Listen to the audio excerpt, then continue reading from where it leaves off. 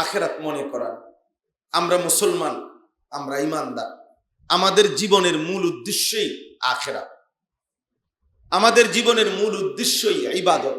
শুধু ইবাদত না, সুন্দর ইবাদত, আহসানু আমালা।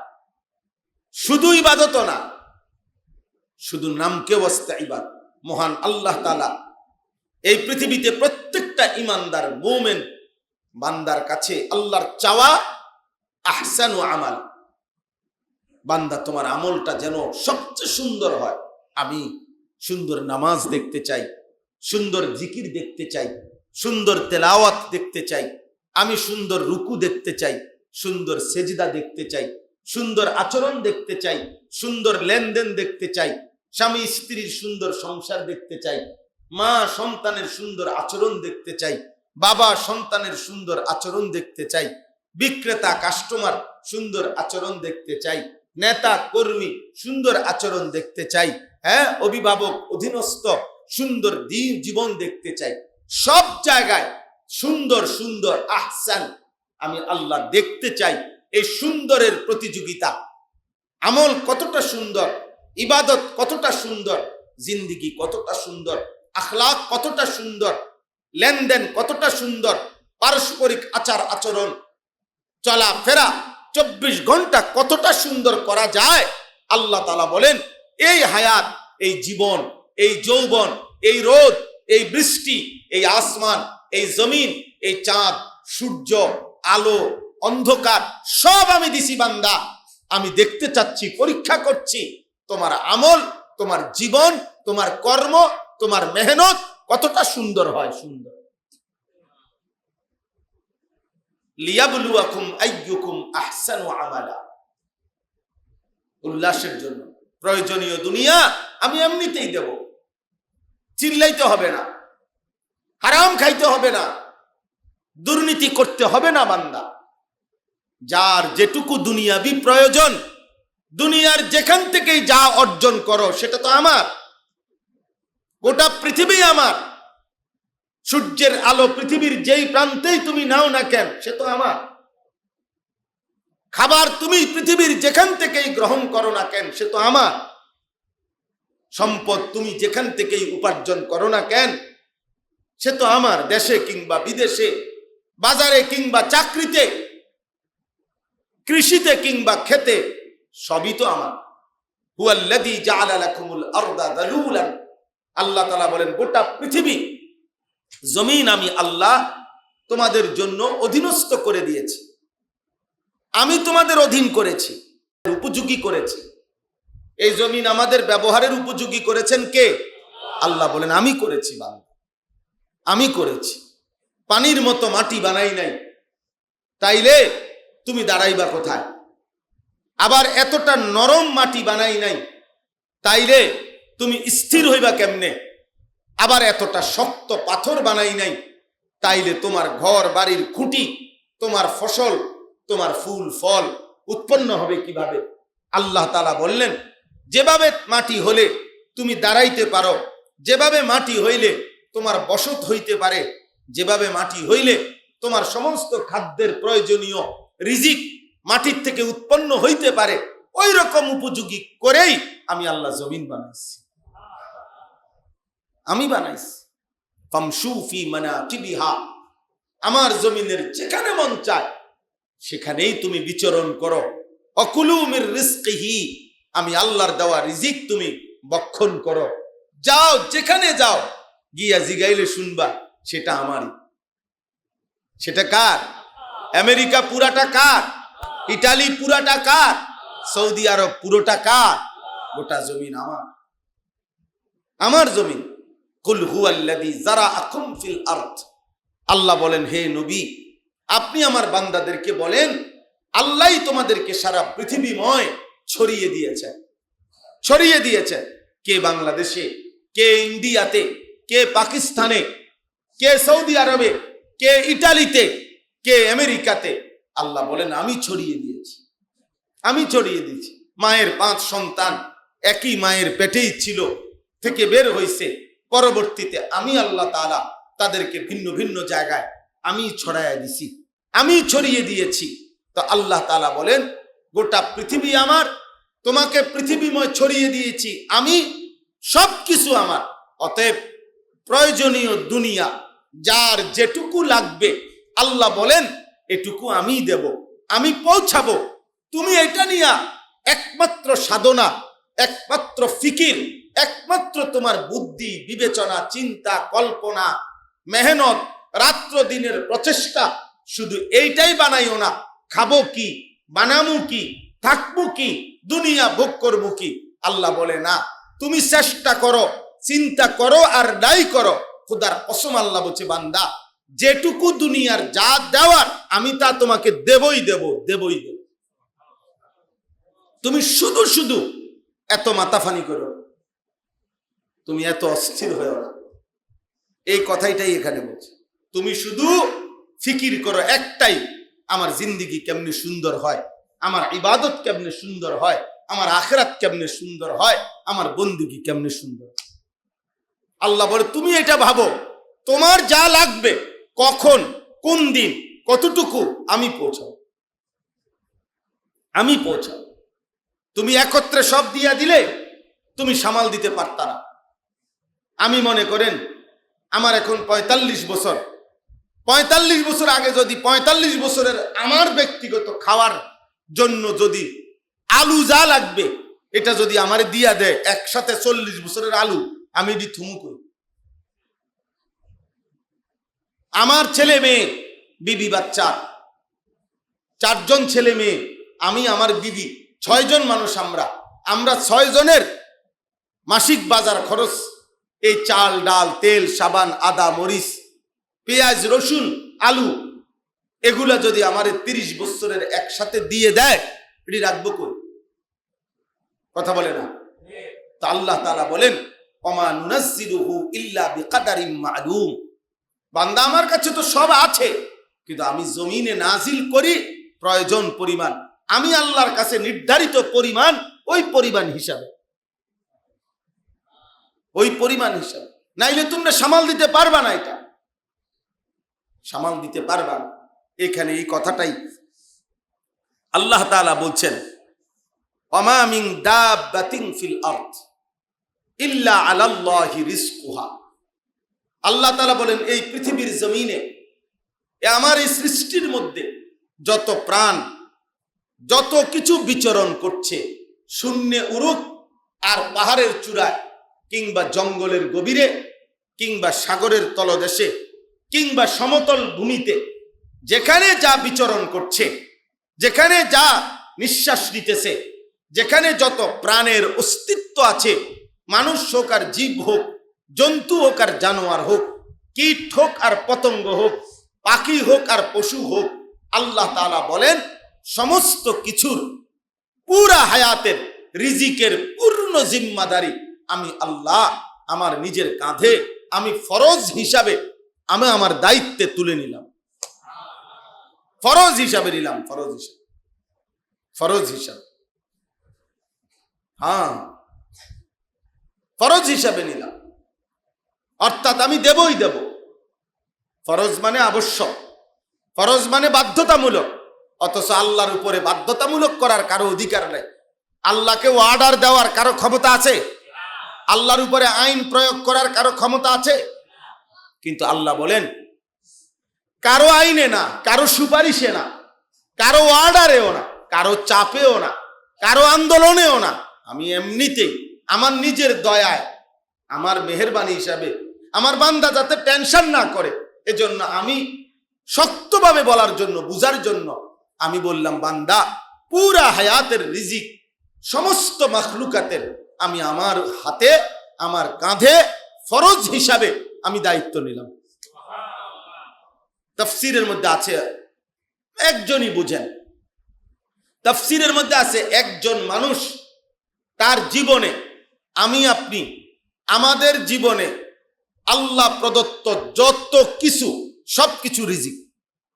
রিজিক মানে শুধু ভাত না, রিজিক মানে শুধু তরকারি না, রিজিক মানে শুধু যেটা খান এইটারে কয় রিজিক না, এটা রিজিকের একটা আইটেম। আপনি আমি পৃথিবীতে হায়াতে আল্লাহর পক্ষ থেকে যা কিছু পাচ্ছি সব রিজিক। হাসি কান্না, আনন্দ বেদনা, রোদ বৃষ্টি, আলো অন্ধকার, আকাশ জমিন, সূর্য চন্দ্র, স্ত্রী সন্তান, ঘর ফসল, উপার্জন কামাই রোজগার, সবকিছু রিজিক। এটাই মূল কথা।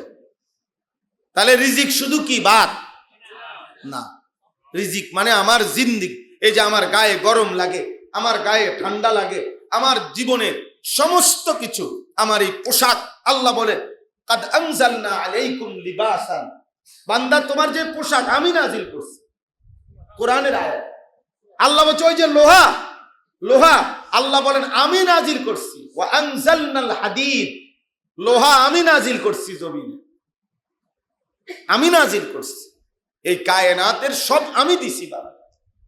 একটা সুতা এইটা মনে করেন, এইটা যেটার থেকেই তৈরি হোক, যেমনেই তৈরি হোক, যেই প্রসেসিং এ, তো যেই মূল উপাদান সেটা কে দিছে?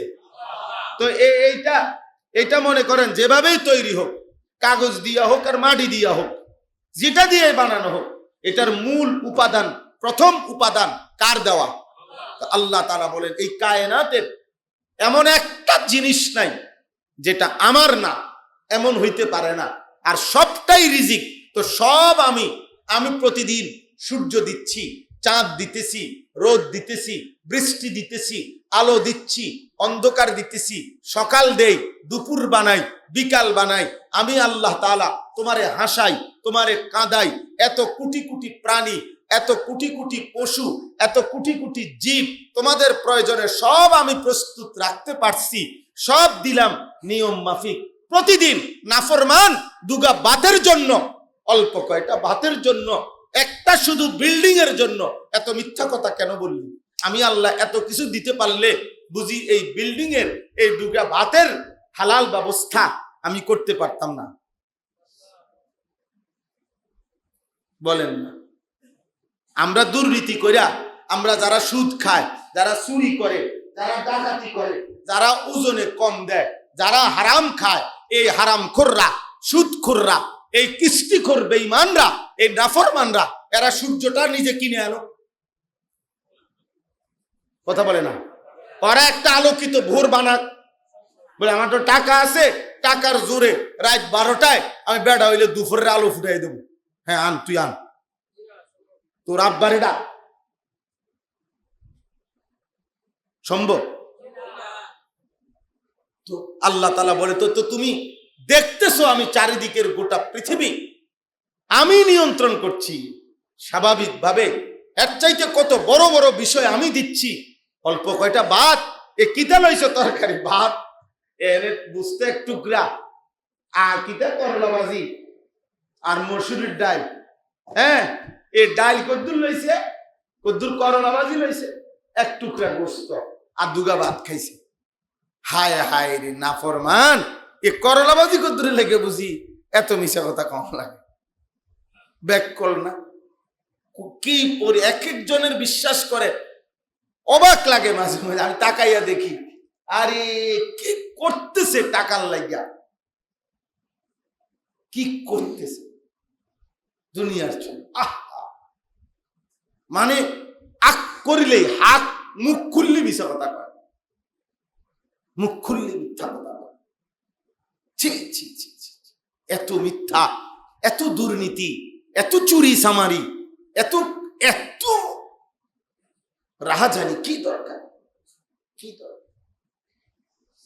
কয়টুকু দুনিয়ার জন্য? কয়দিন থাকবা বেটা? কয়দিন থাকবা? কয়দিন থাকবে? আর থাকবেন যে কয়দিন? সুস্থ থাকবেন কয়দিন? সুস্থ থাকবেন যে কয়দিন? মন ভালো থাকবো কয়দিন? বউর লোকে ঝামেলা, ফুতের লোকে ঝামেলা, সংসারটা, পরিবারটা, বিশ্বাস করেন না। সারা রাত যদি বলি, আমরা তো হুজুর, আমরা কাছে সারাদিন দোয়া চায়, এতের এইটা, এতের এইটা, ওইতের এইটা। কত মানুষ, কত মহিলা আইসা বাসায় আমার বিবির কাছে কত কিছু বলে যায়। কেউ পুরুষ আইসা বলে যায়, এ মা মাদ্রাসায়, এ আমার কাছে, এতের কাছে, খাদেমের কাছে, ড্রাইভারের কাছে। আল্লাহ যদি আজকেও আমি ঘুমের থেকে ওইটা আমার বিবিরে বলতেছি যে বিশ্বাস করো, আল্লাহর কাছে দোয়া করো, নিজের জন্য, ছেলে মেয়ের জন্য, আগামীর ভবিষ্যতের জন্য। মানুষের পারিবারিক বিশৃঙ্খলা, বিশ্বাস করেন না, অশান্তি, কোন কুল কিনারা, স্বামী স্ত্রীকে বিশ্বাস করে না, স্ত্রী স্বামীকে বিশ্বাস করে না। কালকে রাত্র একজনে বলছে, মানে বউয়ে স্বামীরে, বউয়ে বেড়ায় বলতেছে, বউয়ে স্বামীরে গুসায় মারে, সোজা কথা। বেচারাকে আমি কিছুই করতে পারতেছি না, আমি কি করবো, এমন ফেস সামাজিক, এমন সমস্যা। স্ত্রী বেহায়াপনা করছে, স্বামী বেচারা অসহায়ের মতো তাকায় আছে। স্বামী জানে সে বেহায়া, পরকিয়া করে, অন্য পুরুষের সাথে আকাম করে, বেচারার হিম্মত নাই, সাহস নাই। গুনাহ, গুনাহ, হারাম উপার্জন, আল্লাহর নাফরমানি, বেনামাজি জিন্দিগি। সুখ আসবে করতে, সুখের কোন সাইডে দিয়া, এ কোনা দিয়ে তাকাইলে টেলিভিশন, এই কোনাকে তাকাইলে মোবাইল, ওই কোনার তাকাইলে বেডি বেপর্দা, হ্যান দিয়ে চাইলে ফুলায় নামাজ পড়ে না, ওই দিক দিয়ে চাইলে মেয়ে পর্দা করে না। তো শান্তি, সুখ, আল্লাহর রহমত, বরকত কোনান দিয়ে আইতো? আরে বলেন না, কার উপরে সুবহানাল্লাহ আইতো? একজন মানুষ কোরআন পড়ে না। একটা ঘর মুসলমানের 2-4-6 বছরে বলতে পারবে না এই ঘরের মানুষের কেউ কোরআন শরীফ ঘরে বসে পড়ছে। আল্লাহর নবী সাল্লাল্লাহু আলাইহি সাল্লাম বলছেন, লা তাজআলু বুয়ুতাকুম মাকাবিরা, পরিষ্কার হাদিস। নবীজি বলছে, তোমরা তোমাদের ঘর কবরস্থান বানাইও না। কি বানাইও না? কবরস্থান বানাইও না, কবরস্থান বানাইও না। তা কি করতে? ফাইন্নাশ শাইতানা ইয়ানফুরু মিনাল বাইতিল্লাযী তুকরাউ ফীহি সূরাতুল বাকারা। নবীজি বলছেন, শুনো, যে ঘরে নিয়মিত সূরা বাকারা তেলাওয়াত হয়, সে ঘর থেকে শয়তান তৎক্ষণাৎ দূরে সরে পড়ে। ঘরে কোরআন পড়ো, ঘরে নফল নামাজ পড়ো, ঘরে তাহাজ্জুদ পড়ো, ঘরে আওয়াবিন ইশরাক পড়ো, ঘরে দোয়া করো, ঘরে আল্লাহর কথা বলো, কোরআনের আওয়াজ শুনো। একজন বড় বাদশাহ ছিলেন, বাদশাহ হারুনুর রশিদ, মুসলিম বাদশাহ। ওনার স্ত্রীর নাম ছিল জুবায়দা। অনেক মহিষী নারী ছিলেন তিনি, নেককার নারী ছিলেন বাদশার স্ত্রী। এই জুবায়দা, আমরা কিতাবে পড়ছি, এই মহিলা রাজপ্রাসাদে, বাদশার রাজবাড়িতে 1000 লোক মহিলা নিয়োগ দিছিলেন, যারা ওই বাড়িতে বাই সিরিয়াল পুরা রাজপ্রাসাদে 24 ঘন্টা বাই রুটিন আল্লাহর কোরআন তেলাওয়াত করত, কোরআন পড়ত। আপনারা বলেন, আপনারা এখানে যারা আছেন, আপনাদের নিজেদের ঘরের ব্যাপারে বলেন, ঘরের মানুষ যতজন, কতদিন হয় আল্লাহর কোরআন পড়েন? রহমত আসবে করতে? শুধু ঝামেলা, শুধু ঝগড়া, শুধু স্বামী স্ত্রীর মনোমালিন্য, বাপ পুতের কথা শোনে না, পুত বাপের কথা শোনে না, মার সাথে ছেলের কথা নাই, ছেলের সাথে মায়ের কথা নাই, ছেলের অভিযোগ তার মার বিরুদ্ধে, মার অভিযোগ ছেলের বউয়ের বিরুদ্ধে, অভিযোগ সারাদিন। এবিডির কথা হইল যত দোষ পুতের বউ, পুতের বউর কথা হইল যত দোষ এই শাশুড়ির। মানে পুতের বউর দৃষ্টিতে শাশুড়ি এবিডি কোনো মানুষে না, শাশুড়ির দৃষ্টিতে পুতের বউ এবিডি কোনো মানুষে না। দোনো গায়ে জালেম, তো তাহলে ইনসাফকার কর। মূল কাহিনী গুনাহ। মূল কাহিনী কি? মূল কাহিনী রহমত আসবে যেভাবে, আল্লাহর ইবাদত করলে রহমত আসে, আল্লাহর কাছে কাঁদলে রহমত আসে, তাহাজ্জুদ পড়লে রহমত আসে, চোখের পানি পড়লে রহমত আসে। সেটা আয়োজন কোথায়? আপনি উপার্জন করলে না আপনার ঘরে সামান আসবে, আপনি পরিশ্রম করলে না আল্লাহর দয়া হবে। তো দুনিয়াও যেরকম পরিশ্রমের মাধ্যমে আল্লাহর দয়ায় উপার্জন করতে হয়, তো সুখ, শান্তি, রহমত, মাগফিরাত, বরকত এটাও তো আল্লাহর কাছ থেকে মেহনত কইরা, ইবাদত কইরা, কাঁদাকাটি করে তো নিতে হবে না?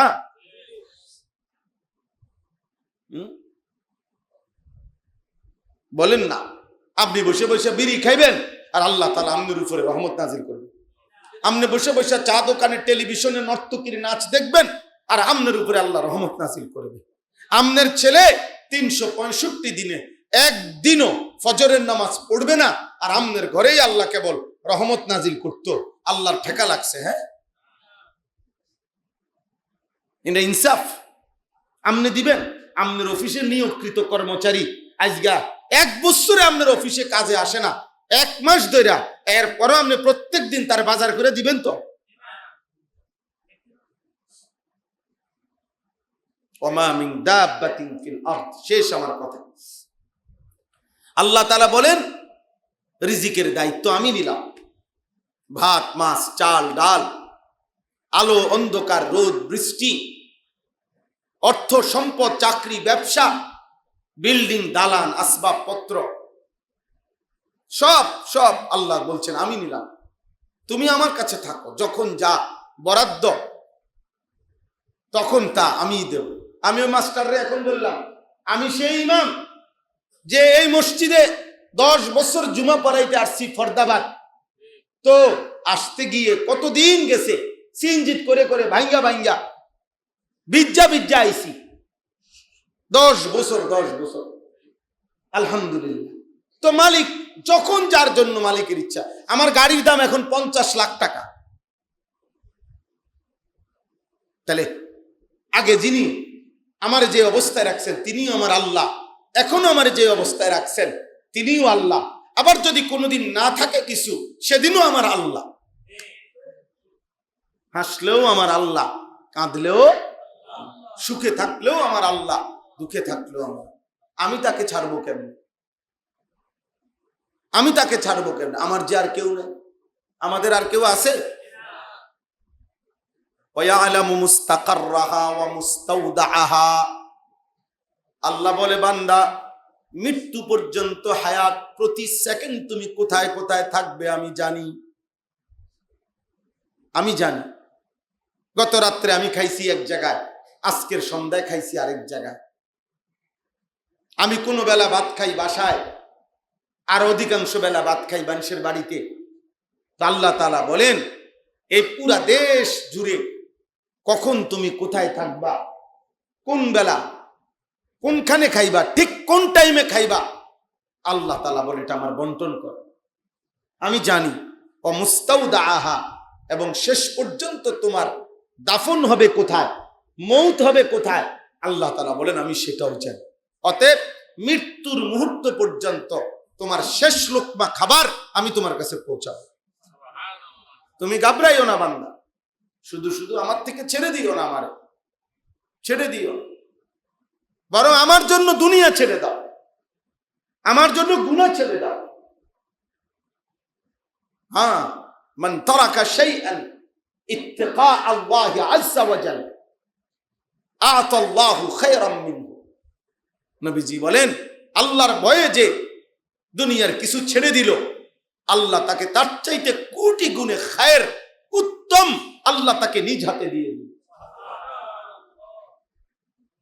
হ্যাঁ, হযরত ইমাম হাসান, এই যে হাসান হুসাইন রাদিয়াল্লাহু তাআলা আনহুমা, বড় জনের নাম কি? হাসান। মা ফাতেমা রাদিয়াল্লাহু তাআলা আনহার বড় ছেলের নাম কি? হাসান। এই হাসান রাদিয়াল্লাহু তাআলা আনহু আলী রাদিয়াল্লাহু তাআলা আনহুর ইন্তেকালের পরে উনি খলিফা হয়েছিলেন, 5ম খলিফা হয়েছিলেন উনি। আলী রাদিয়াল্লাহু তাআলা আনহুর শাহাদাতের পরে 6 মাস তিনি খলিফা ছিলেন। হযরত হাসান 6 মাস পরে তিনি স্বেচ্ছায় হযরত মুআবিয়া রাদিয়াল্লাহু তাআলা আনহুর হাতে গোটা মুসলিম রাষ্ট্রের খেলাফত দিয়ে দিছিলেন। বলছিলেন চাচা যান, আপনি আমার চাইতে দক্ষ, অভিজ্ঞ, আপনি ইসলামী খেলাফত পরিচালনা করেন, আমি মানুষের সুন্দর পরিচালনার জন্য রাষ্ট্রের খেলাফতের আপনার হাতে তুলে দিলাম। আমি আমার ন্যায্য পাওনা ছেড়ে দিলাম, আমারই পাওনা, আমি খলিফা, কিন্তু আমি আপনার হাতে দিয়ে দিলাম। আমরা কিতাবে পড়ছি, আজীব কথা শুনেন। এই হাসান রাদিয়াল্লাহু তাআলা আনহু নবীজির কলিজার টুকরা নাতি, আল্লাহর সন্তুষ্টির জন্য তখনকার সময় যেতটুকু মুসলিম খেলাফত ছিল অতটুকু ছেড়ে দিছে, ত্যাগ করছে। কার জন্য? নবীজি বলছে, আবু দাউদ শরীফের হাদিস আছে, নবীজি বলছেন শেষ জামানার যে মাহাদি আসবে, শেষ জামানায় একজন ইমাম আসবে কিনা? মাহাদি। আর আল্লাহ নবী বলছে কমপক্ষে 9 বছর বা 7 বছর তিনি কমপক্ষে আল্লাহর পুরা জমিনে, গোটা পৃথিবীতে ইসলামের খেলাফত তিনি পরিচালনা করবেন। সারা পৃথিবী খলিফাতুল্লাহ আল মাহদি, আল্লাহর খলিফা তিনি, সারা পৃথিবীতে ইসলামী খেলাফত পরিচালনা করবে এই মাহাদি। তাহলে মাহাদি হবে সারা পৃথিবীর খলিফা। কথা বুঝছেন? তা আল্লাহ নবী স্পষ্ট বলে গেছে হাদিসে, বিশুদ্ধ হাদিস, নবীজি বলছে আমার নাতি হাসান, এই হাসানেরই বংশধর হবে শেষ জামানার মাহাদি। মাহাদি কোন কে? হাসানের কি বংশ। তো কিতাবে লিখছে, দেখেন ওই সেই হাসান যে একদিন ইসলামী খেলাফত ছেড়ে দিছে আল্লাহর জন্য। আল্লাহ যেন বলছে হাসান তোর বংশধরে আমি পুরা জমিনের খেলাফত তোর বংশধরের হাতে তুলে দেব। আল্লাহর জন্য ছেড়ে দাও, গুনাহ ছেড়ে দাও, হারাম ছেড়ে দাও, সুদ ছেড়ে দাও, আব্বা মিথ্যা ছেড়ে দাও, আল্লাহ তোমাকে তার চাইতে উত্তম দিবে। হারাম নারী ছেড়ে দাও, এত নারী মানুষের লাগে না, এক পুরুষ 10টা বেডি লাগে না, এক পুরুষের এত নর্তকী লাগে না। একজন হালাল পবিত্র স্ত্রী দিয়েই পুরুষের যৌবনের চাহিদা পূরণ হয়ে যায়, আর ইবাদত হয়, সওয়াব হয়, নেককার সন্তানও হয়, আগামী বংশধারাও চালু হয়, হাজারো নেক কাজের সুবিধাও হয়। পবিত্র স্ত্রীর তো চাহিদাও পূরণ হয় ইবাদত। আমার বিবি, আমার 4টা সন্তান, আমার ধরে নেন, তাহলে আমার বিবি সে আমার বিবাহিতা স্ত্রী, তাহলে আমারই 4টা সন্তান জন্মের পর থেকে এই পর্যন্ত এই বাচ্চাদের প্রাথমিক কালিমা, নামাজ, কোরআন শরীফের সবক, সূরা, কেরাত, দোয়া, কালাম সবকিছু আমার বিবি দায়িত্ব, সেই এগুলো শিখায় তাদেরকে। তাইলে আজ 22 বছর আমার ওয়াজের জীবন, আর বিবাহিত জীবন 18 বছর। 2008 সালে আমি বিয়ে করছি, তো আজ 18 বছরের বিবাহিত জীবনে স্ত্রী যদি আমাকে সহযোগিতা না করত, তাহলে আমি এই বাইরে বাইরে ঘুরা ওয়াজ করতে পারতাম? বলে। তাইলে একজন পবিত্র স্ত্রী হালাল চাহিদাও পূরণ হইল, দুনিয়ার প্রয়োজনও পূরণ হইল, আখিরাতের জন্য সহযোগী হইল, সন্তানদের তত্ত্বাবধানের জন্য সহযোগী হইল। কিন্তু বেশ্যার কাছে, নর্তকীর কাছে, মোবাইলের উলঙ্গ নারীর কাছে, রাস্তার বেপর্দা নারীর কাছে, সিনেমার নর্তকীর কাছে, নাটকের নর্তকীর কাছে একটা যুবক বলুক, একটা মানুষ বলুক, সে তার থেকে কি নিবে? বলেন না মাওলানা, সে কি নিবে? হ্যাঁ, কিছুই তো নেওয়া নেই। ওর থেকে পাবেটা কি? নিজের জীবন শেষ, যৌবন শেষ, যৌবনের ক্ষমতা শেষ, টাকা শেষ, সম্পদ শেষ, ধরা খাইলে ইজ্জত শেষ। ধরা না খাইলেও ইজ্জত নাই। মানুষ যদি একের ধরাও না খায়, এরপরও মনে করেন মানুষ চিনতে ভুল করে না। আরবি ভাষায় বলে অফিকা উয়ুবুন ওয়ালিন্নাসি আয়ুনুন, তোমারও দোষ আছে, মানুষেরও চোখ আছে। মানুষ চিনতে ভুল করে না। আপনি যেমন ভাত খান, মানুষ এমন ভাত খায়। এই জন্য মানুষ সুরেরে সুরে মনে করে, আব্দুল কাদের জিলানি রে আব্দুল কাদের জিলানি মনে করে। নামাজিকে মানুষে সুর মনে করে না, সুরেরে মানুষে জুনায়েদ বাগদাদি মনে করে না। মা কথা কয় না? আপনি করেন। একজন লোক সুদখোর, মানুষে জানে না উনি বাইজিদ বুস্তানি স্বাস্থ্য ভাই, মানুষে ব্যাক কর, মানুষে ভাত খায় না। হ্যাঁ, আমনের চুল, আমনের চেহারা, আমনের নামাজ নাই, সেজদা নাই, আল্লাহ নাই, খোদা নাই, নামাজ নাই, দিন নাই, বিড়ির গন্ধে কাছে যাওয়া যায় না।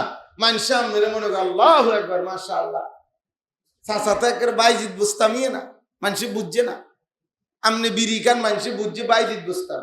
আমনে চা দোকানে টেলিভিশন দেখেন, মানুষে আমনের বাপ দিয়ে আছে জুনায়েদ বাগদাদি। হ্যাঁ, মানুষে বেকুব, মানুষে বেউকুফ। আপনি যা মানুষ বুঝেও তা। কথা বলেন না? আমি যা মানুষ বুঝেও কি? সততা চাই, নীতি চাই, আন্তরিকতা চাই। আখেরাত দরকার, আখেরাত দরকার, আখেরাত দরকার, আখেরাত দরকার। কুল্লুম ফি কিতাবিম মুবিন। আল্লাহ বলেন আমার এই গোটা সৃষ্টি জগতের সমস্ত মাখলুকাতের যাবতীয় কিছু আমি তাকদীরের মধ্যে আসমান জমিন সৃষ্টির 50,000 বছর আগেই লৌহে মাহফুজে 7 আসমানের ঊর্ধ্বে আমার কুদরতি কলম দিয়ে লিখে ফেলেছি।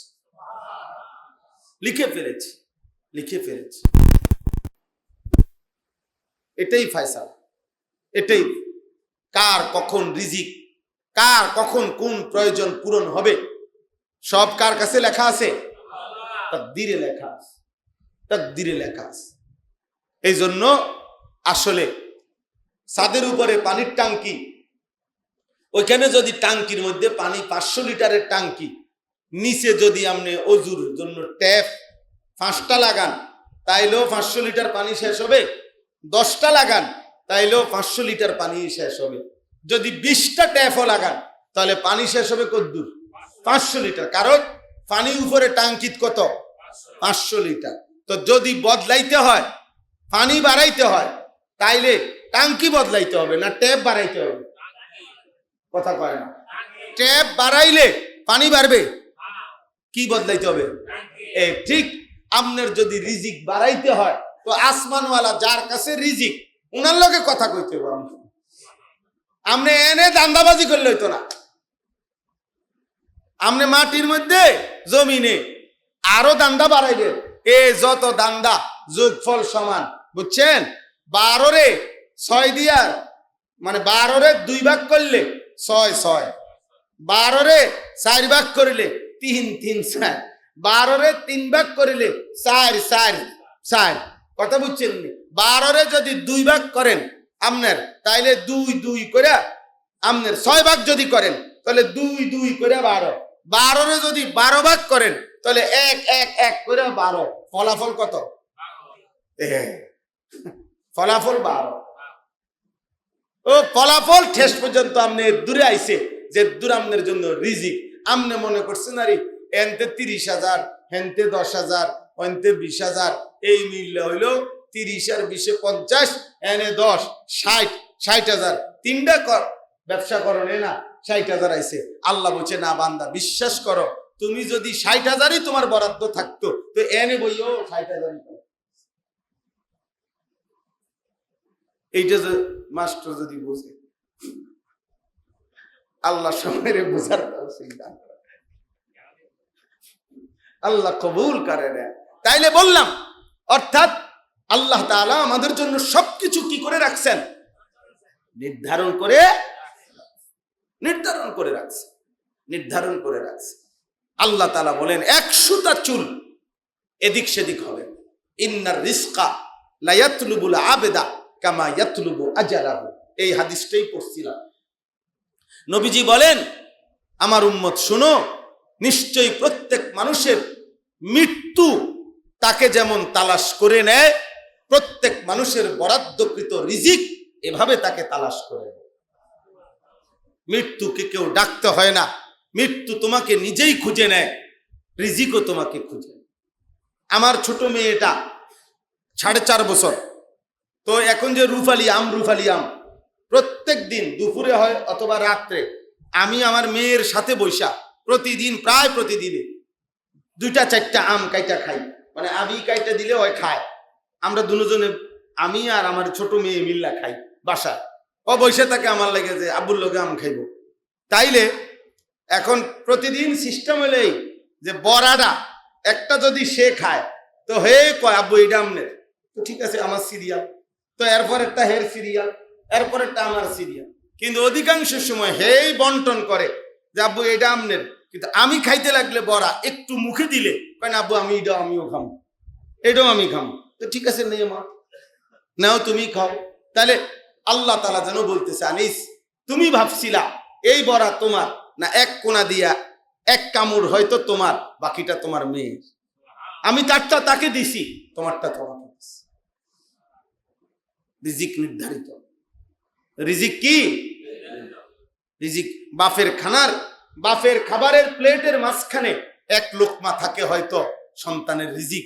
ওই কোনান থেকে দৌড় দিয়ে আইছিল, বাফে এক লোকমা মুখে দিয়ে দিছে, বাচ্চা আবার দৌড় দিয়ে গেছে, আর আসছে না, বাকি ভাত বাবা নিজে খাইছে।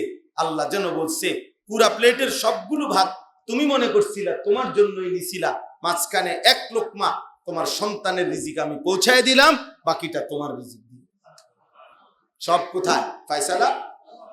শেষ কথা হলো আহুয়াল্লাযী খালাকাস সামাওয়াতি ওয়াল আরদা ফি সিত্তাতি আইয়ামিন ওয়া কানা আরশুহু আলাল মা। আল্লাহ তাআলা বলেন, এটা এমনি বুঝবেন এক কথা, এই পৃথিবীতে প্রথম সৃষ্টি আল্লাহর কি ছিল? মানে আল্লাহ তাআলা প্রথম উপরে ছিল আরশ, তার নিচে ছিল পানি, মাঝখানে খালি। উপরে আরশ, সাত আসমানেরও ঊর্ধ্বে, আর নিচে পানি, মাঝখানে খালি। আল্লাহ তাআলা বলেন এই পানির উপরে আরশ আর এই মাঝখানের খালি জায়গায় 6 দিনে আমি আল্লাহ 7 আসমান ও জমিন আমি বানাইছি। ওয়াহুয়াল্লাযী খালাকাস সামাওয়াতি ওয়াল আরদা ফি সিত্তাতি আইয়াম, 6 দিনে বানাইছি। আসমান ও জমিন আমি আল্লাহ সৃষ্টি করেছি। ওয়া কানা আরশুহু আলাল মা, তখন আমি আল্লাহর আরশ ছিল পানির উপরে। তাহলে বোঝা গেল আসমান জমিন সৃষ্টির আগেই এই দুইটার অস্তিত্ব ছিল। উপরে ছিল আরশ, নিচে ছিল কি? পানি। মাঝখানের ফাঁকা জায়গায় আল্লাহ বলেন আমি আসমান ও জমিন সৃষ্টি করেছি 6 দিনে। কয় দিনে? প্রশ্ন হইল আল্লাহ চাইলে কুন ফায়াকুন, আল্লাহ যদি বলে হও, সাথে সাথেই হয়ে যায়। সেই আল্লাহ 6 দিনে সৃষ্টি করলেন কেন? একদিন কি করলেন? আল্লাহ বলে বান্দা তোমার আমি খুব ভালোবাসি, আমার বান্দার জন্য আমি আল্লাহ অত্যন্ত যত্ন করে, আমার বান্দার মায়ার জন্য আমি নিজ হাতে এই আসমান ও জমিন 6 দিনে থাইমা থাইমা দেখে দেখে আমার মনের মতো করে আমার বান্দার জন্য এই কায়নাত আমি সাজাইছি। এখন প্রশ্ন হইল এত সুন্দর দুনিয়া কেন সাজাইলেন? এই কথাই আল্লাহ বলছে লিয়াবলুয়াকুম আইয়ুকুম আহসানু আমালা, আমি তোমাকে পরীক্ষা করার জন্য আমার এই সাজানো দুনিয়ায় সবকিছু কোম্পানি বলে দিছে যে আপনারে আমি এখানে নিয়োগ দিলাম, এই যে এখানে আপনার অফিস, এই রুম আপনার জন্য 12 ঘন্টা 24 ঘন্টা কর্মচারী আছে, পানি লাগবে, যা লাগবে ওই দিবে, এসি চলতেছে, আপনার জন্য সবকিছু প্রয়োজন রেডি। আপনি শুধু আমার কোম্পানির কেমন উন্নতি হয় আপনি এটা খেয়াল করবেন। আর শাজিমের মালিক আল্লাহ বলে বান্দা গোটা পৃথিবী আমি তোমার জন্য সাজাইছি, গোটা পৃথিবীর সবকিছু আমি যথাসময়ে তোমার কাছে পৌঁছাবো। শুধু তোমার থেকে আমি চাচ্ছি তোমার ওযু, গোসল, নামাজ, রোজা, হজ, যাকাত, জিকির, তেলাওয়াত, পাক নাফাক, হালাল হারাম, তোমার জিন্দেগিটা আখিরাতের আলোকে যেন সুন্দরভাবে গঠন হয়, আমল যেন সুন্দর হয়, এই পরীক্ষাটাই আমি তোমার কাছে চাচ্ছি। বাকি দুনিয়া আমি সৃষ্টি করছি, আমি তোমার কাছে পৌঁছাবো। তুমি শুধু ইবাদতের ফিকির করো। এই যে বুঝছেন, না বুঝলে কোনো অসুবিধা নেই, আমনে পাত্তা না দিলে কোনো অসুবিধা নাই। আমনের আগেও বহু নাফরমান পাত্তা দেয় নাই, অসুবিধা নাই। যে অনুগত কিংবা অবাধ্য কেউ আর পৃথিবীতে নাই। মজার ব্যাপার হইল এতে কোনো টেনশন নাই, কথা বোঝেন নাই। অনুগতরাও পৃথিবীতে নাই, অবাধ্যরাও কি নাই। আজ থেকে 300 বছর আগের নেককাররা এখন কোথায়? আজ থেকে 300 বছর আগের নাফরমানরা এখন কোথায়? আবু বকর উমর এখন কোথায়? আবু জাহেল আবু লাহাব এখন কোথায়? ফেরাউন কোথায়? মুসা কোথায়? ইমানদারও কবরে, নাফরমানও কি কবর। কাজে অসুবিধা নেই, কারো জন্য কেউ আটকাবে না, কেউ কাউরে ঠেকাইতে পারবে না। প্রত্যেকের মৃত্যুই তাকে এসে নিয়ে যায়। সেজদা কিংবা নাফরমানি, আনুগত্য কিংবা অবাধ্যতা, হালাল কিংবা হারাম, পাক কিংবা নাফাক, জীবন শেষই হোক। সুখ কিংবা দুঃখ, রাজপ্রাসাদ কিংবা কুড়ে ঘর, ক্ষমতা কিংবা ক্ষমতাহীন, নেতা কিংবা কর্মী, ইমাম কিংবা মুসল্লি, সকলকেই চলে যেতে হবে কোথায়? কবর। ওয়ালা ইন কুলতা ইন্নাকুম মাবউসুনা মিন বাদিল মাউত লা ইয়াকুলান্নাল্লাযীনা কাফারু ইন হাদা ইল্লা সিহরুম মুবিন। আল্লাহ বলেন, হে বন্ধু, মনে রাখবেন, যখনই আপনি নাফরমান, পাপী, অবাধ্য, এই একটু দুনিয়া জাগরে আমি দিছি, দুনিয়া পাইয়া যারা উল্লাস করে, আল্লাহ বলে আখেরাত বলে, আপনি যখনই তাদেরকে বলবেন, হে ভাই, এখানেই শেষ না, আবার একদিন হাসরের মাঠে মৃত্যুর পরে আমাদেরকে উঠতে হবে, আল্লাহ বলেন, দেখবেন মুখে বলুক আর নাই বলুক, অথবা বলুক, দেখবেন প্রত্যেক বেঈমানের বক্তব্য এটাই যে হুজুর বা নবী অথবা আলেম এগুলা সব তোমাদের জাদু ছাড়া, তন্ত্র মন্ত্র ছাড়া, তোমাদের বানোয়াটি কথা ছাড়া আর কিছু না। হ্যাঁ, আমি যা দুনিয়া ভোগ করতেছি, এভাবে আমার উপরে কোনো বিপদ আসবে না, আমার উপরে কোনো মুসিবত আসবে। আল্লাহ তাআলা বলেন, নাফরমানের মূল বক্তব্য এটা। মূলত সে ভিতরে ভিতরে এটাই লালন করে, মুখে অনেকে বলে, অনেকে বলে, অনেকে বলে, অনেকে বলে। এই যে যেই সমস্ত লোক হারাম খায়, এ তার কলিজার ভিতরে কি? আখিরাতের ভয়। আখিরাতের ভয় থাকলে হারাম খায় কেন? যেই লোক একদিনও ফজরের নামাজ পড়ে না, এই মুনাফিক মার্কা মুসলমান, এই নাফরমান, তার কলিজার ভিতরে কি? আখিরাত আছে। হ্যাঁ, আখিরাত থাকলে সে নামাজ পড়ে না। যে হারাম খায়, তার কলিজার ভিতরে আখিরাত নাই।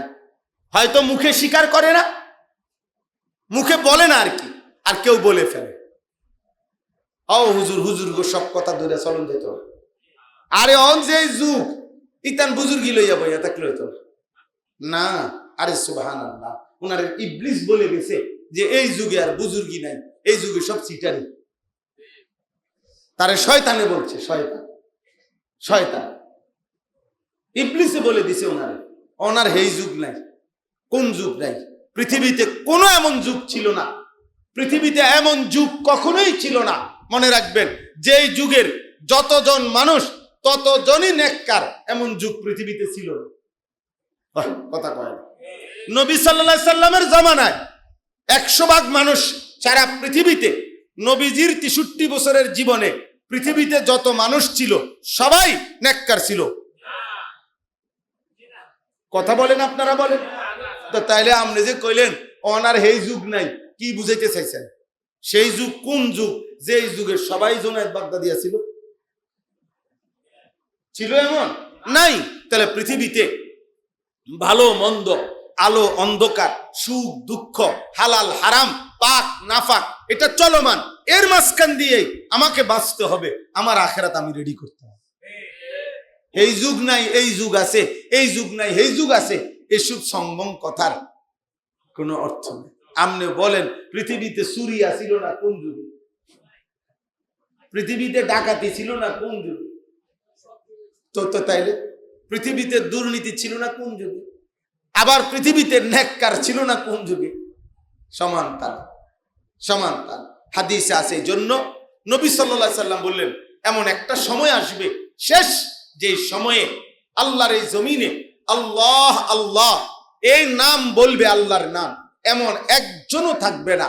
আর এইটা যখন সম্পূর্ণ নাফরমান 100 যখন পূর্ণ হবে, আল্লাহ তখনই ইসরাফিলকে বলবে ফু দিতে, আর তখনই পৃথিবী শেষ হবে। লা তাকুমুস সাআ হাত্তা ইউকালা ফিল আরদি আল্লাহ আল্লাহ। অতএব চলেন ভাই, যে কয়জন বাবা ভাই গরমের মধ্যে, ছেলে এখন কই যাচ্ছ? বসো, এখন বসো, বল, কেন বল, এখন যাচ্ছ কেন? নামাজ পড়ে যাবা। একটা ছেলেও নামাজ না পড়ে যান। মুসলমান হলে নামাজ পড়ে যাও, আর নাই তো বলে যাও আমি মুসলমান না। বলে যাও আব্বা, এখানে বলে যাও যে হুজুর আমি মূলত মুসলমান না, এমনি আসছিলাম। মুসলমান হলে নামাজ পড়ে যাও। আল্লাহর নবী বলছে, এশার নামাজ পড়ে না সে মুনাফিক যে। খোদার কসম নবীজি বলছে ফজরের নামাজ পড়ে না সে মুনাফিক যে। মুনাফিক একেবারে বিশুদ্ধ হাদিস। হ্যাঁ, হযরত আব্দুল্লাহ ইবনে মাসউদ বলছেন নবীজির জামানায় মসজিদের জামাতে আসতো না ওই ব্যক্তি।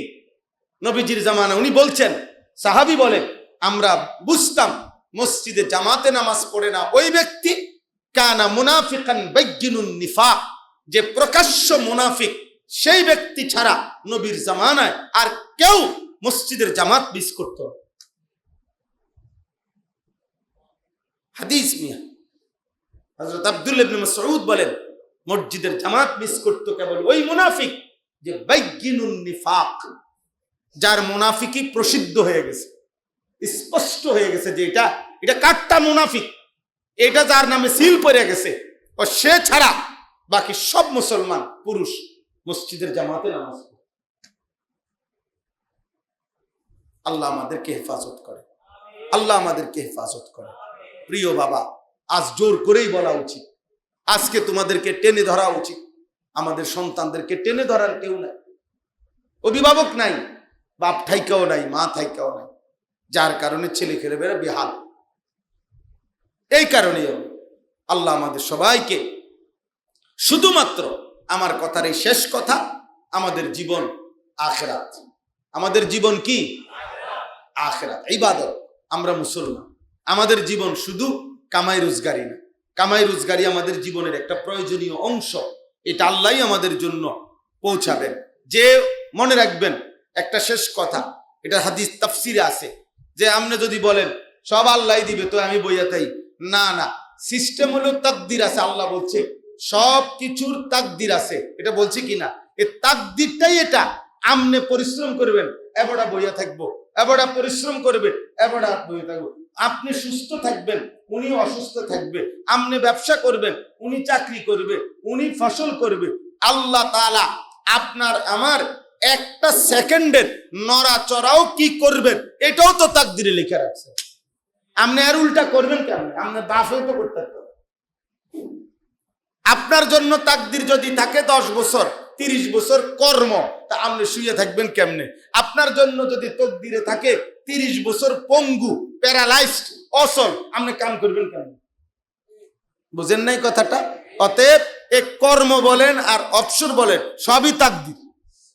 যে কর্ম করে সেও তাকদিরের হিসাবে, যে অবসর সেও তাকদিরের হিসাবে। কাজেই সবকিছু আমাদের আল্লাহর পক্ষ থেকে। আমাদের দায়িত্ব ইবাদত, আমাদের দায়িত্ব সুন্দর আমল। আল্লাহ আমাদেরকে তৌফিক দান করেন, আল্লাহ আমাদেরকে কবুল করেন। আজকের এই মজলিস আল্লাহ তাআলা বরকত দান করেন। আলহামদুলিল্লাহ রাব্বিল আলামিন। ومن سيئات أعمالنا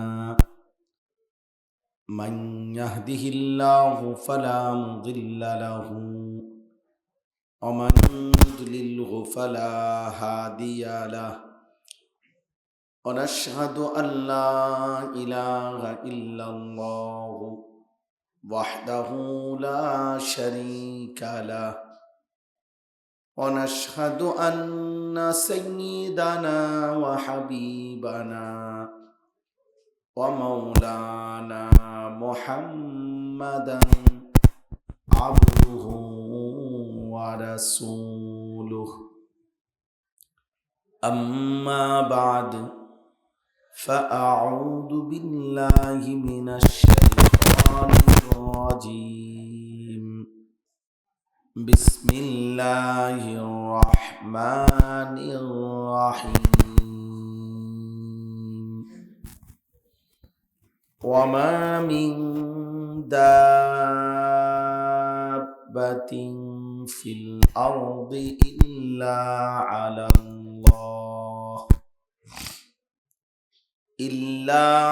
الله رزقها ويعلم مستقرها ومستودعها كل في كتاب مبين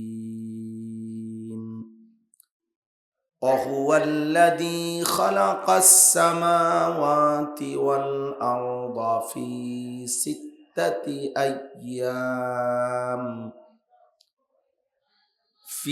ستة أيام وكان عرشه على الماء ليبلوكم أيكم أحسن عملا ولئن قلت إنكم مبعوثون من بعد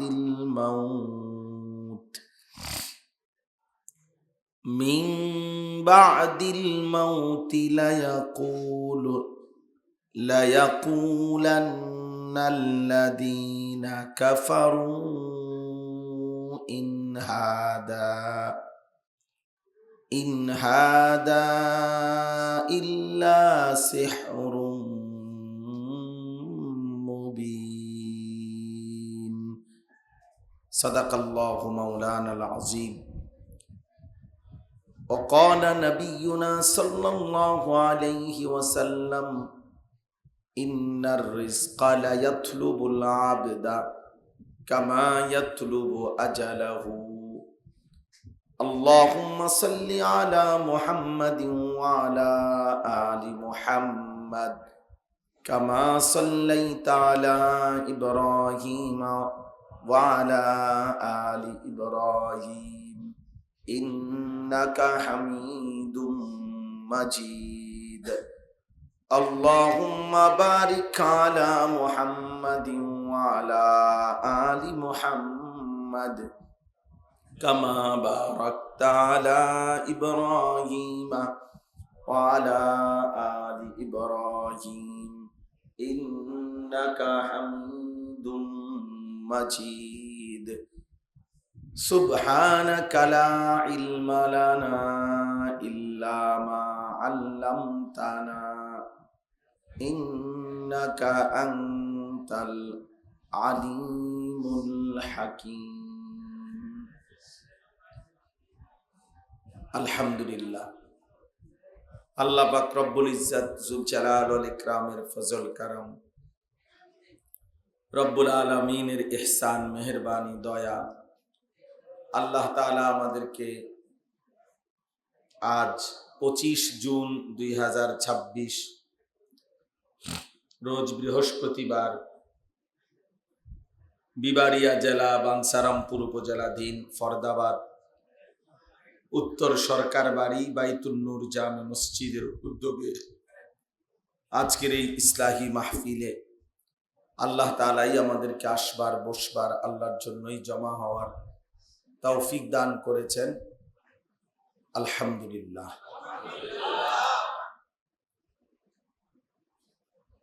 পবিত্র কোরআনুল কারীমের 12 নম্বর পারা 11 নম্বর সূরা, সূরাটির নাম হচ্ছে সূরা হুদ। এই সূরার 6-7 এই দুইটি আয়াত আমি এই মাত্র তেলাওয়াত করেছি। ইনশাআল্লাহ অল্প একটু সময় আমরা এই দুইটি আয়াতকে সামনে রেখে সামান্য কিছু কথা আরজ করতে চাই। আল্লাহ তাআলা আমাদেরকে তৌফিক দান করেন। আশপাশের মসজিদে আজান হলে উঠাউঠি করার দরকার নেই, আমরা এখানেই সবাই ইনশাআল্লাহ এশার নামাজ জামাতের সাথে পড়ব। সামান্য একটু দেরি করে, ধরেন 20-25 মিনিট সময়, একটু সময় দেরি করে এরপর আপনাদেরকে হুজুর সময় দেওয়া হবে। ইনশাআল্লাহ আমরা একসাথেই এশার নামাজ পড়ে বের হব। আল্লাহ তাআলা আমাদেরকে তৌফিক দান করেন।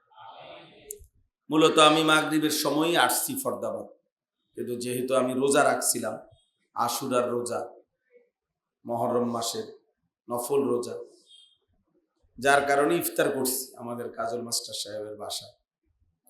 এই কারণে একটু আসতে দেরি হয়েছে। এই মুহূর্তে মূলত 9ই মুহররম এবং 10ই মুহররম এই 2 দিনের রোজা অত্যন্ত ফজিলতপূর্ণ রোজা। রাসূলুল্লাহ সাল্লাল্লাহু আলাইহি ওয়াসাল্লাম রমজানের রোজা ফরজ হওয়ার পূর্বে এই আশুরার রোজা নবীজি এবং সাহাবায়ে কেরাম বাধ্যতামূলক রাখত, সকলেই বাধ্যতামূলক রাখত। এবং নবী সাল্লাল্লাহু আলাইহি ওয়াসাল্লাম মদিনায় আসার পরে মদিনার ইহুদিরা এসে দেখছেন যে এই 10ই মুহররম তারা রোজা রাখে। নবী সাল্লাল্লাহু আলাইহি ওয়াসাল্লাম জিজ্ঞেস করছেন, তোমরা এই দিনে রোজা রাখো কেন? তো তারা বলল, আমাদের নবী মুসা আলাইহিস সালাম এই দিনেই আল্লাহ তাআলার দয়ায় ফেরাউনের বাহিনীর থেকে মুক্তি পেয়েছে এবং ফেরাউন তার দলবল সহ পানিতে ডুবছে। এই যে ঘটনাটা, নদী পার হইছে মুসা আলাইহিস সালাম এবং ওনার দলবল, আর ফেরাউন তার বাহিনী নিয়ে ডুবে মরছে, এটা 10ই মুহররম। তো এই আল্লাহ তাআলার এই দয়া কৃতজ্ঞতা স্বরূপ মুসা আলাইহিস সালাম পরবর্তীতে প্রত্যেক বছর 10ই মুহররম রোজা রাখতেন। তো ইহুদিরাও সেই ধারাবাহিকতায় রোজা রাখত। তো নবী সাল্লাল্লাহু আলাইহি ওয়াসাল্লাম এটা শুনে বললেন, নাহনু আহাক্কু ওয়া আউলা বিমূসা মিনকুম, তোমাদের চাইতে মূসার অনুসরণ, যেহেতু মূসা আল্লাহর নবী, আর আল্লাহর নবী ওয়াহী ছাড়া নিজের থেকে কিছু করে না, অতএব নিশ্চয়ই এটা আমার আল্লাহরই ইচ্ছে, হুকুম। এজন্যই মূসা নবী এই রোজা আদায় করতেন। তাহলে আমরাও আল্লাহর হুকুম পালনের ক্ষেত্রে আমরাও সবচেয়ে বেশি হকদার, কাজে আমরাও আল্লাহর এই বিধান আমরাও পালন করব। তো পরবর্তীতে নবী সাল্লাল্লাহু আলাইহি ওয়াসাল্লাম সাহাবায়ে কেরামকে নিয়ে প্রতি বছর এই মুহররমের 10 তারিখ রোজা রাখতেন। পরবর্তীতে ইন্তেকালের পূর্বের বছর নবী সাল্লাল্লাহু আলাইহি সাল্লাম যখন ব্যাপকভাবে কঠোরভাবে সাহাবায়ে কেরামকে ইহুদি খ্রিস্টান মুশরিক বেঈমানদের সাদৃশ্য অবলম্বন করতে নিষেধ করছে, খালিফুল ইয়াহুদ ওয়ান নাসারা, আল্লাহ নবী সাল্লাল্লাহু আলাইহি সাল্লাম বলছে, তোমরা ইহুদি এবং খ্রিস্টানদের সবকিছু থেকে বিরুদ্ধাচরণ করো, তাদের কোনো কিছুর অনুসরণ করো না। কোথাও বলছেন খালিফুল মুশরিকিন। ভাইয়া মোবাইলে ছবি তুলে কি হবে? এই ভাই, এই বেটা মাতবর বেটা, একটা বাপ লইয়া দাঁড়াইছে একবারে, বিশাল মাতবর, তাই ফালতু কোথাকার। সব জায়গায় মাতবরি করতে আইসো না বেটা, আখলাক তো চেনা উচিত বেটা, এটা মসজিদ বেটা, এটা ফাজলামির জায়গা না।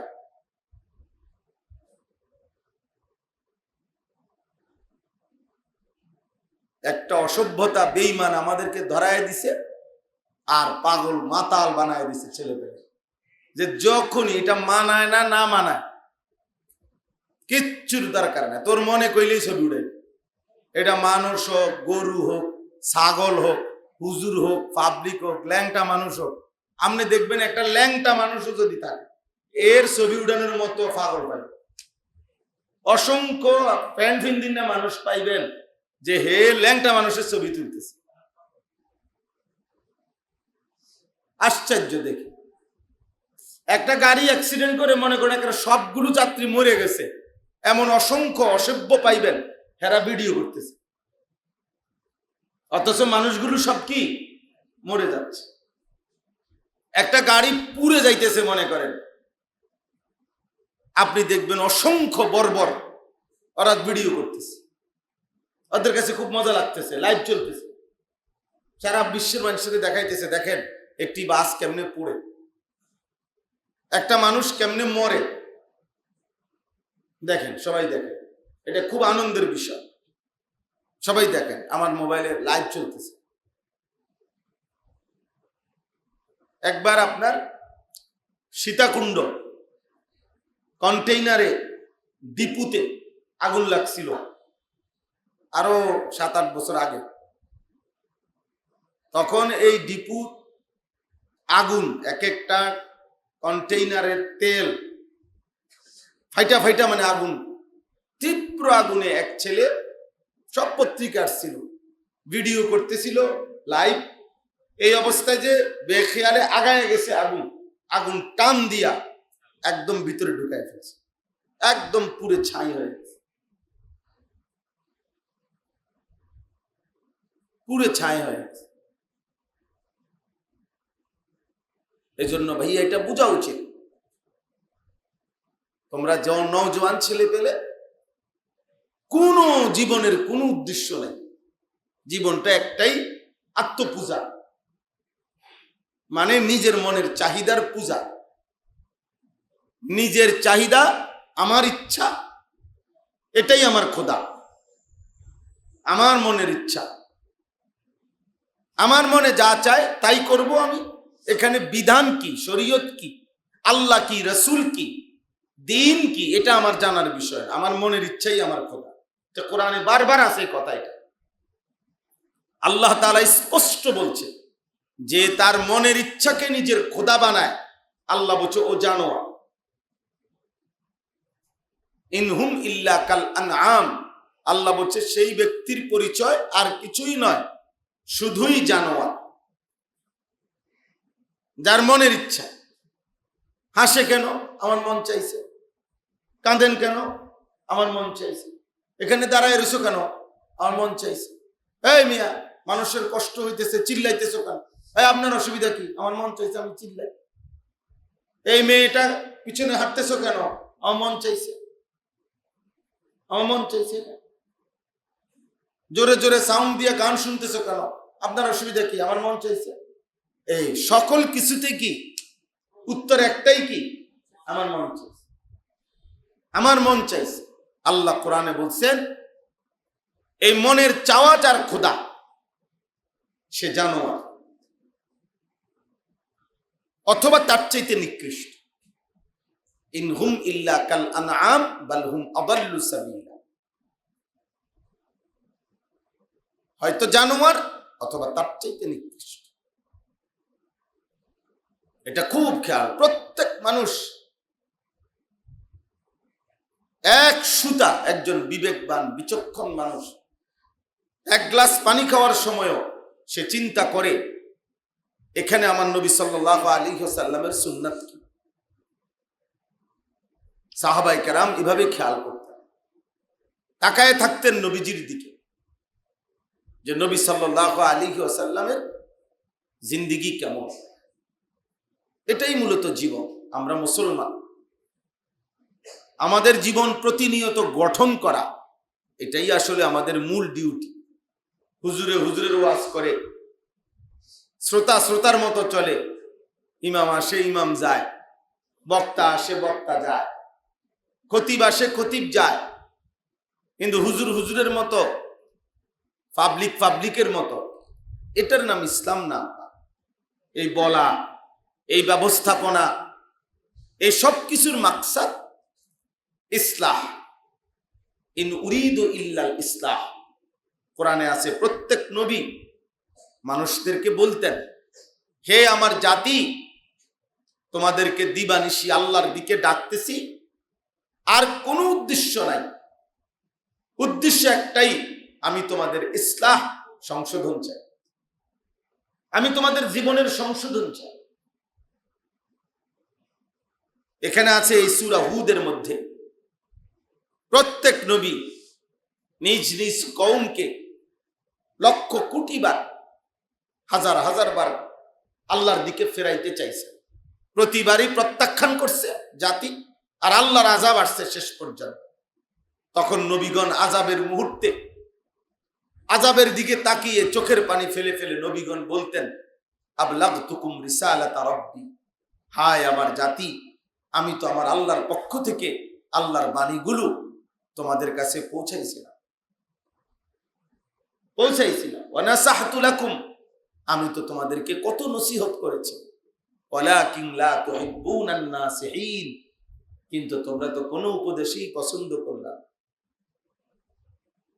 কোন উপদেশই তো পছন্দ করল না।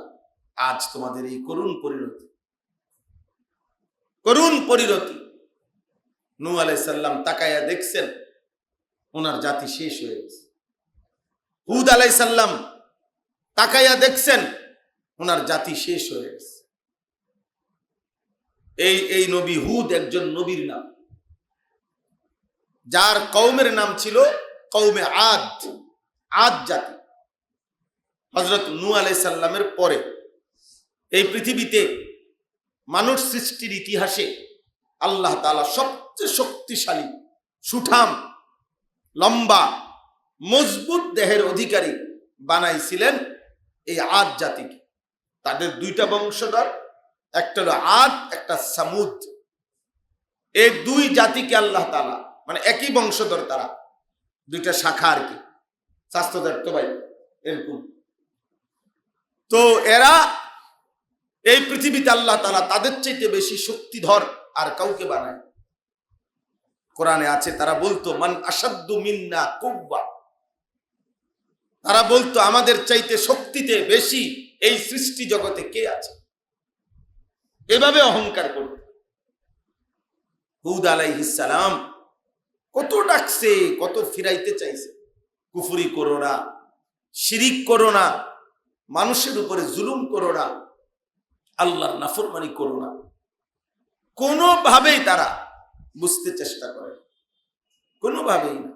বারবার নবীকে বলছে যে তোমাকে আমরা মিথ্যাবাদী মনে করি, কখনো বলছে তুমি বোকা, আমরা তোমাকে বোকা মনে করি, আহাম্মক তুমি। নবীগণ বলতেন যে না, আমি বোকা না, আমি রাসূল। ইয়া কওমি লাইসা বি সাফাহা, হে আমার জাতি, আমি নির্বোধ নই, ওয়ালাকিন্নী রাসূলুম মির রাব্বিল আলামিন, আমি রবের পক্ষ থেকে রাসূল, তোমরা আমার কথা শোনো। কোনোভাবেই শুনে নাই। শেষ পর্যন্ত আল্লাহ তাআলা একদিন আযাব দিয়েছেন। কাদ ওয়াকা আলাইকুম, আল্লাহ নবী হুদ জানায় দিছে আল্লাহর আযাবের ফয়সালা হয়ে গেছে, আযাব আসতেছে। আযাব শুরু হইছে 7 রাত্রি 8 দিন এক টানা ওই জাতির উপরে আল্লাহ তাআলা ঘূর্ণিঝড় দিছে। কোরআনে আছে এক টানা 7 রাত, 7 লায়ালিন ওয়া 8 আইয়াম, 8 দিন, 7 রাত 8 দিন, 1 সেকেন্ড ঘূর্ণিঝড় বন্ধ হয়। কি মনে করে আযাবটা কেমন ছিল?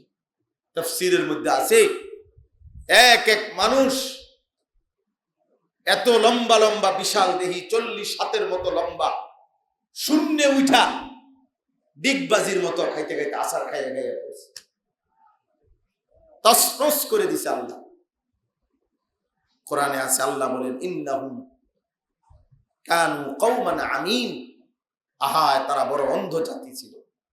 আমি আল্লাহ তাআলার কুদরত, আমার নিয়ামতের ন্যূনতম কদর করে নাই, ফলে তারা মূলত ছিল চোখ থেকেও অন্ধ, আমিন, অন্ধ জাতি। এই জন্য নাফরমান মূলত অন্ধ, পাপী মূলত অন্ধ। ওয়ালাকিন লা তুহিব্বুনান নাসিহিন, পাপী মূলত নসিহত পছন্দ করে না। কোন পাপী চায় না তাকে কেউ গুনাহ থেকে ফিরাক, বরং পাপীর কথা হলো আমার পাপের সাথে যদি কেউ উল্লাস দেয়, তাল দিতে পারে, আমি আছি তার লগে, তেও আছে আমার, ওই আমার বন্ধু। ফেরাইতে চাইলে বিরক্ত হয়, ফিরাইতে চাইলে বিরক্ত। এই পৃথিবীতে দেখবেন সর্বযুগে হক্কানি, রব্বানি, মুত্তাকি, আল্লাহ ভীরু আলেম যারা মানুষকে আল্লাহর দিকে ফেরাইতে চায়, তাদের দুশ্মনী বেশি থাকে, তাদের প্রতি মানুষের দুষ্ট লোকের আক্রোশ বেশি থাকে।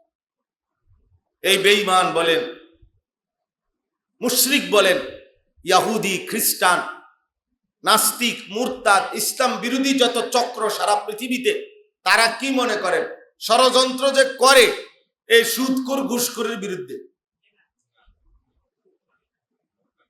কি মনে হয়? মনে করেন হেরা হ্যাগো বিরুদ্ধে ষড়যন্ত্র করে?